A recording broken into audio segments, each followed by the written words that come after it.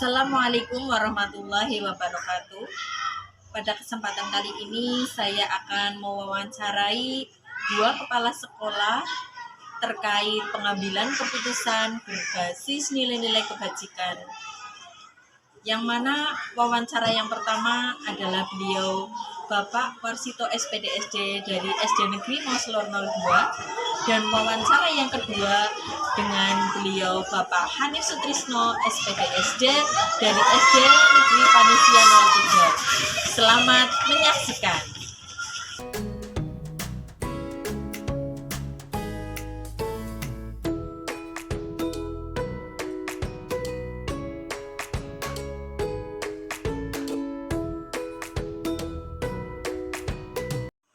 Assalamualaikum Bapak, apa kabar hari ini? Seperti janji kita kemarin, hari ini saya akan melakukan wawancara kepada Bapak terkait dilema etika dan kejutan moral. Waalaikumsalam warahmatullahi wabarakatuh. Alhamdulillah, kabar saya sangat baik. Baik Bu, insya Allah saya siap untuk diwawancara pada siang hari ini. Apa yang dapat saya bantu? Begini Bapak, selama ini bagaimana Bapak dapat mengidentifikasi kasus-kasus yang merupakan dilema etika dan atau kejutan moral? Baik, untuk mengidentifikasi mudah saja Bu. Jadi sesuatu itu dikatakan rujukan moral jika ada dua buah hal, yang satu benar dan yang satu salah menurut hukum. Nah, jika kedua-duanya benar, maka hal itu dikatakan dengan dilema etika. Oh, baik Bapak. Kemudian selama ini bagaimana Bapak menjalankan pengambilan keputusan di sekolah Bapak, terutama untuk kasus-kasus di mana ada dua kepentingan yang sama-sama benar atau sama-sama mengandung nilai-nilai kebajikan? Baik Ibu, sebelum mengambil keputusan, tentunya saya mengidentifikasi masalah yang terjadi terlebih dahulu. Kemudian siapa saja pihak yang terlibat, lalu mengumpulkan fakta yang ada dan seterusnya, sehingga mampu mengambil keputusan dengan tepat baik pihak-pihak yang bermasalah. Dalam pengambilan keputusan ini tentu saja mengutamakan prinsip kekeluargaan dan musyawarah. Baik Bapak, luar biasa nih. Semuanya tetap mengutamakan prinsip kekeluargaan dan musyawarah mufakat. Kemudian langkah-langkah atau prosedur yang seperti apa yang biasa Bapak lakukan selama ini? Langkah pertama yang saya ambil adalah dengan memanggil kedua belah pihak yang bermasalah untuk dimintai keterangan, supaya saya mengetahui di mana letak permasalahan atau inti permasalahan tersebut dan apa pemicunya, serta menemukan bagaimana solusi terbaik yang akan kita ambil atau diputuskan dengan tidak merugikan kedua belah pihak. Kemudian hal-hal apa saja yang selama ini Bapak anggap efektif dalam pengambilan keputusan pada kasus-kasus dilema etika? Baik Bu, melakukan dialog dengan pihak yang bermasalah dengan prinsip kekeluargaan tadi agar dapat memunculkan solusi yang dapat diterima kedua belah pihak dengan cara memberikan bimbingan secara komprehensif yang tidak menimbulkan perselisihan lagi dari kedua belah. Baik nih Bapak.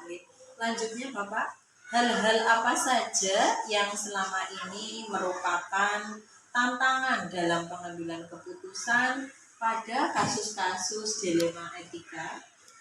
Baik Ibu, selama saya menjadi kepala sekolah SD Negeri Maslo 2, tantangan yang saya hadapi dalam mengambil keputusan adalah bagaimana cara mencari solusi yang terbaik bagi semua pihak dengan resiko seminimal mungkin. Tentu saja hal itu membutuhkan dukungan yang positif dari semua warga sekolah. Baik, jadi semuanya tetap tidak memihak ke siapapun gitu Pak. Semuanya untuk solusi yang terbaik. Kemudian, apakah Bapak memiliki sebuah tatkala atau jadwal tertentu dalam sebuah penyelesaian kasus dilema etika? Kemudian, apakah Bapak langsung menyelesaikannya di tempat atau memiliki sebuah jadwal untuk menyelesaikannya, terus kemudian bentuknya atau prosedurnya yang seperti apa yang Bapak jalankan?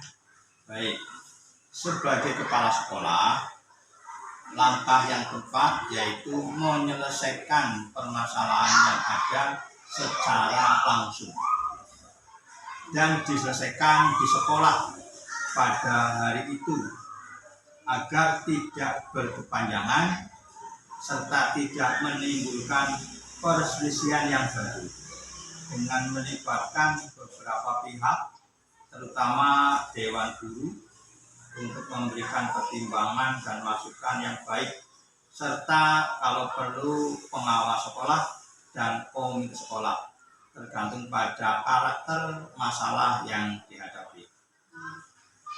Baik nih Bapak. Jadi seluruh komponen semua komponen sekolah yang terlibat nih. Kemudian adakah seseorang atau faktor-faktor apa yang selama ini mempermudah atau membantu Bapak dalam pengambilan keputusan dalam kasus-kasus dilema etika? Setiap permasalahan yang ada selalu saya bawa dalam musyawarah atau rapat Dewan Guru agar lebih cepat menemukan solusi terbaik. Juga bisa berkonsultasi dengan pengawas sekolah atau komite sekolah untuk meminta saran dan masukan terbaik bagi permasalahan yang ada. Baik Bapak. Kemudian yang terakhir Bapak, dari semua hal yang telah disampaikan, pembelajaran apa yang dapat Bapak petik dari pengalaman Bapak mengambil keputusan dilema etika? Sebagai pemimpin di sekolah, dalam mengambil keputusan apapun harus berdasarkan kesepakatan bersama yang dihasilkan dari musyawarah, mufakat serta membiasakan diri untuk bertanggung jawab atas setiap keputusan yang telah ditentukan, karena bekerja sebagai tim lebih ringan dalam menyelesaikan permasalahan daripada bekerja sendiri-sendiri. Selain itu, komunikasi yang baik pada setiap elemen warga sekolah juga sangat menentukan cepat lambatnya perselesaian masalah yang ada. Terima kasih Bapak. Semua pertanyaan yang saya ajukan dalam wawancara ini, jawaban-jawaban yang telah Bapak berikan kepada saya, mudah-mudahan apa saja yang telah Bapak laksanakan dalam pengambilan keputusan yang mengandung nilai-nilai kebajikan di sekolah dapat saya terapkan juga untuk kedepannya dengan langkah-langkah tentunya yang saling melibatkan semua pihak yang terlibat di sekolah. Secara berkolaborasi, komunikasi yang baik, dan secara konsisten. Terima kasih atas waktunya Bapak. Terima kasih, sama-sama. Selamat mengerjakan tugasnya.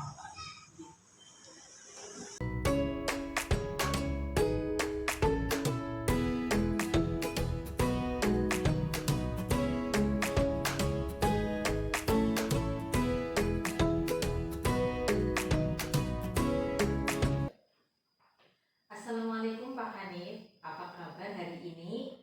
Seperti janji kita kemarin, hari ini saya akan melakukan wawancara kepada Bapak terkait dilema etika dan rujukan moral. Waalaikumsalam Bu Siti, alhamdulillah kabar saya sangat baik Bu. Baik Bu, insya Allah saya siap untuk diwawancari. Apa yang mungkin ingin saya bantu, silakan. Baik Bapak, selama ini bagaimana Bapak mengidentifikasi kasus-kasus yang merupakan dilema etika atau rujukan moral? Oh ya, permasalahan dapat diidentifikasi sebagai dilema etika atau rujukan moral. Melalui kondisi permasalahan itu dilihat bagaimana hal tersebut mempengaruhi keadaan sekitar, begitu Bu. Baik Bapak, selama ini bagaimana Bapak menjalankan pengambilan keputusan di sekolah Bapak, terutama untuk kasus-kasus di mana ada dua kepentingan yang sama-sama benar atau sama-sama mengandung nilai-nilai kebajikan? Ya kalau seperti itu saya melihat skala prioritas permasalahan yang mana yang lebih dulu harus diselesaikan. Meskipun kadang permasalahan bertentangan dengan hati nurani, sebisa mungkin melihat secara objektif mana yang lebih benar dan lebih baik. Baik Bapak, berikutnya langkah-langkah atau prosedur seperti apa yang biasa Bapak lakukan selama ini? Ya langkah-langkahnya yang pertama itu saya mengidentifikasi permasalahan yang terjadi, apa yang menjadi inti permasalahan, kemudian permasalahan tersebut dikaji dan dianalisis untuk melihat secara rinci, secara detail masalah siapa yang terlibat dan kemungkinan efek dari permasalahan ini melihat skala prioritas. Dari pengambilan keputusan prosedur ini dilakukan bersama tim yang terdiri dari guru dan unsur-unsur lain yang terlibat. Sungguh luar biasa nih Bapak nih langkah-langkah yang atau prosedur yang telah Bapak lakukan. Nah, untuk hal-hal apa saja yang selama ini Bapak anggap efektif dalam pengambilan keputusan pada kasus-kasus dilema etika? Baik. Pengambilan keputusan dilakukan setelah diidentifikasi Bu, dikaji dan dianalisis secara mendalam bersama tim sehingga keputusan yang diambil dapat dipertanggungjawabkan secara bersama, begitu. Baik Bapak. Kemudian hal apa yang selama ini merupakan tantangan dalam pengambilan keputusan pada kasus-kasus dilema etika? Selama saya menjadi pimpinan atau menjadi kepala sekolah di SD Negeri Panisian 03, itu memang selalu ada pro kontra atas keputusan yang diambil. Jadi merupakan tantangan yang selalu dihadapi. Keputusan diambil bukanlah mencari kesalahan, melainkan mencari solusi dari permasalahan yang dihadapi. Begitu nih Bapak. Jadi ada prosedur, langkah-langkah, kemudian banyak pihak yang terkait nih. Iya betul Bu. Terus apakah Bapak memiliki sebuah tatkala atau jadwal tertentu dalam sebuah penyelesaian kasus dilema etika? Kemudian apakah Bapak langsung menyelesaikan di tempat atau memiliki sebuah jadwal untuk menyelesaikannya dan dalam bentuk atau prosedur yang seperti apa yang Bapak jalankan? Oh ya baik. Jadi yang saya jalankan itu pengambilan keputusan itu atas permasalahan yang terjadi dilakukan melalui prosedur yang baik dan efektif. Keputusan tidak diambil secara sendiri Bu. Ya. Dan seketika memerlukan analisis yang mendalam bersama tim yang selalu dilibatkan dalam mengambil keputusan. Jadi seperti itu. Oh, begitu nih Bapak nih. Berikutnya, adakah seseorang atau faktor-faktor apa saja yang selama ini mempermudah atau membantu Bapak dalam mengambil keputusan dalam kasus-kasus dilema etika? Tentu saja ada faktor-faktor yang memang membantu atau mempermudah dalam kerja saya. Jadi di sini saya ada tim yang membantu saya. Tim ini terdiri dari rekan guru, ya. Kemudian perwakilan tenaga pendidikan, dan dalam menemukan solusi dari suatu permasalahan yang berat tidak saya putuskan sendiri, tetapi saya melakukan musyawarah dengan tim dan rekan guru agar tujuannya itu untuk menemukan sebuah solusi yang terbaik dari suatu masalah. Jadi tidak saya ambil sendiri begitu. Jadi istilahnya ya tidak harus mutlak keputusan dari kepala sekolah, tetapi mengutamakan dari kolaborasi dan musyawarah. Jadi butuh kolaborasi nih Bapak. Oke. Ada sebuah tim untuk menyelesaikan suatu permasalahan supaya menemukan solusi yang terbaik nih. Kemudian dari semua hal yang telah disampaikan, pembelajaran apa yang dapat Bapak petik dari pengalaman Bapak mengambil keputusan dilema etika? Oh iya, terima kasih. Tentu saja banyak sekali ataupun ada hal-hal yang memang pembelajaran yang saya ambil. Jadi sebelum mengambil keputusan terhadap masalah yang dihadapi, itu perlu untuk menganalisis lebih dulu. Supaya apa? Agar keputusan yang diambil adalah yang terbaik untuk semua. Jadi tidak untuk satu pihak tertentu atau golongan tertentu, tapi untuk semua. Nah, itu seperti itu. Oh gitu. Terima kasih nih Bapak G atas wawancara pada hari ini, dan Bapak telah meluangkan waktunya untuk berkesempatan diwawancarai oleh saya. Dan mudah-mudahan apa yang telah tadi Bapak sampaikan dari langkah-langkah, kemudian beberapa tim yang untuk berkolaborasi dalam menyelesaikan masalah dapat saya terapkan juga nanti pada saat ada suatu permasalahan di kelas saya. Terima kasih Bapak. Terima kasih, sama-sama, semoga ini saling bermanfaat bagi kita semua. Amin. Amin.